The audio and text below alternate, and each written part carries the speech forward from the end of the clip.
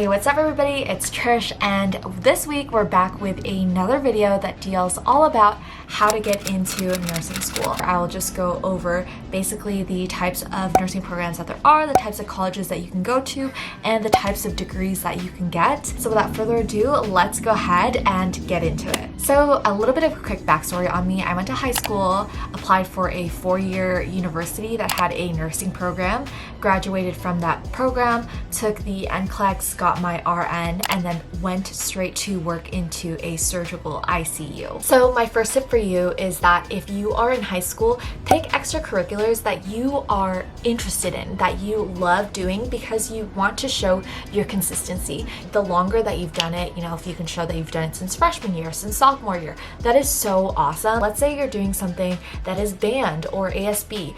You can show what it is that you learned from it. So did you learn how to become a leader from this? Did you learn how to delegate tasks? Did you learn how to work well in a team? Basically survey the schools, and we'll get more into this in the next topic, but there are nursing programs that are very expensive. There are nursing programs that are pre-nursing programs, so you're not quite into the nursing program even though you're accepted into that college, and there are nursing programs where you get in right away. So make sure you know what you're getting into.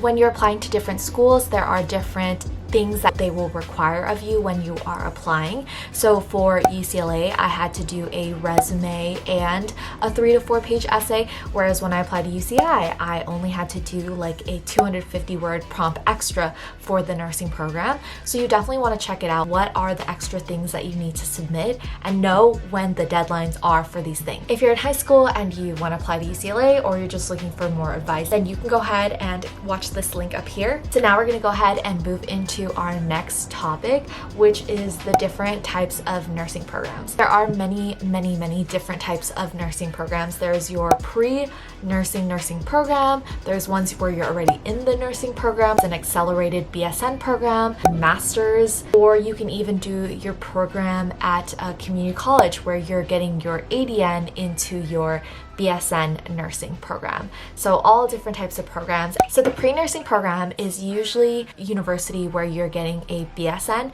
and basically what that means is that you are admitted into whatever college it is. You're taking prerequisites for about 1 or maybe 2 years, and then you take this test to get into the nursing program. It's not guaranteed that you're gonna pass this test, but for the most part they have a pretty fair acceptance rates. The only con of that program, you may have to wait the next year or wait for the next cycle to get into the nursing program. The second nursing program is also at a university. It's usually a 4-year program where you're accepted into the nursing school already. So UCLA is like that. And what they do is they integrate your prerequisites with your nursing classes. So my first 2 years were still prerequisites, but I would take 1 nursing class every quarter. The next type of program that we have is an accelerated BSN program. So those are for people that already have a different bachelor's degree, but you are looking to get a bachelor's of science in nursing degree. And the reason why you would need a BSN is because you're either trying to practice as a nurse and you want to take the NCLEX, or you want to go back to grad school and do NP or CRNA. We also have the master's clinical entry nursing. That's just what we call it at UCLA, but it's basically a master's in science of nursing. And basically what it is it's also an accelerated program. It's 2 years. You already have your bachelor's in something else, and now you're getting your master's, but you'll be treated as a beginner nurse when you have your master's. The only downfall to that is let's say you're going back to school once you've worked bedside for a little bit. There are some programs where you won't be able to apply because they don't have a post-master's certification. So I'm just gonna give you an example. At UCLA, you can apply to the MECN program, so you'll get your Master's of Science in Nursing and you'll be able to practice as a nurse. If you decide to go back to grad school to become an NP, you can't apply to UCLA's NP program because they don't do the post-master's certification. So that's just something to think about. You can go to other places. There's other schools that will do a post-master's certification like UCSF, I think, does one, but just not UCLA. So something to think about depending on the school that you'd like to. You can also do the community college route. So what that is you can get your ADN at a community college, which also will allow you to test for the NCLEX RN. You take, I believe, less classes, so there's less research and there's less leadership classes. And the con for that is that most big hospitals nowadays want a BSN RN program. So what you can do to make yourself more competitive is you can do the ADN to BSN bridge that community colleges will offer as well.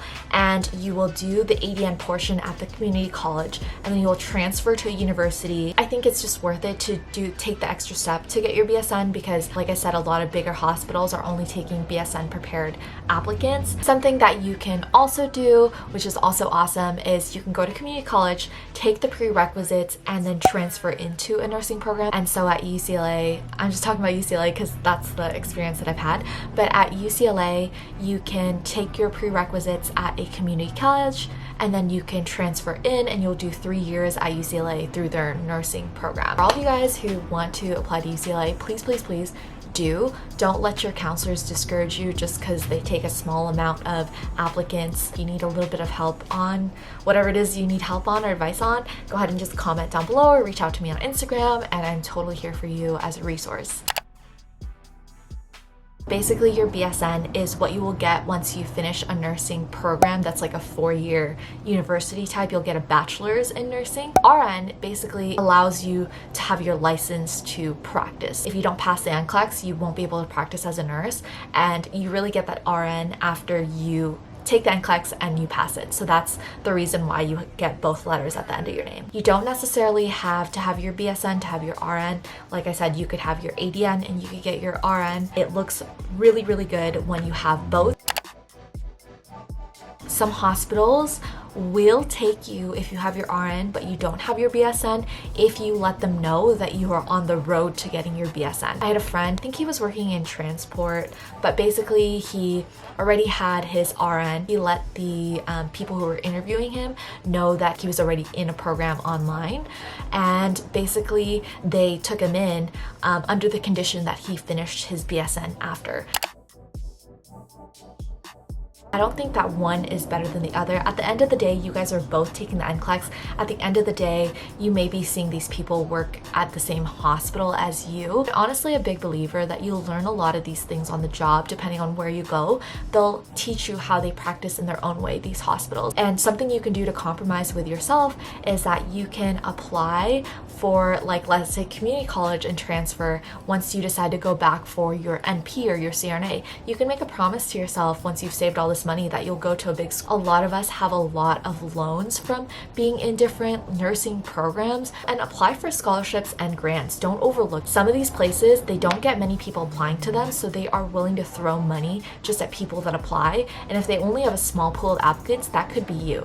I had a roommate who received like $50,000 for their loans. There's many different websites. I will link them down below if I find any websites. Alright, so lastly, I just want to talk a little bit about specializing. So when you go to school, a person who will want to do like postpartum or ED or OR will be in the same program as you. For my specific school, we specialized at the end. So when I had to do my like clinical preceptorship, which is the last thing I had to do in my school, that was when we decided to specialize. So if you haven't seen my video on that, check it out. Basically, I didn't have an ICU rotation and I really wanted to do ICU. So what ended up happening was that I decided to apply for my senior immersion in the ICU.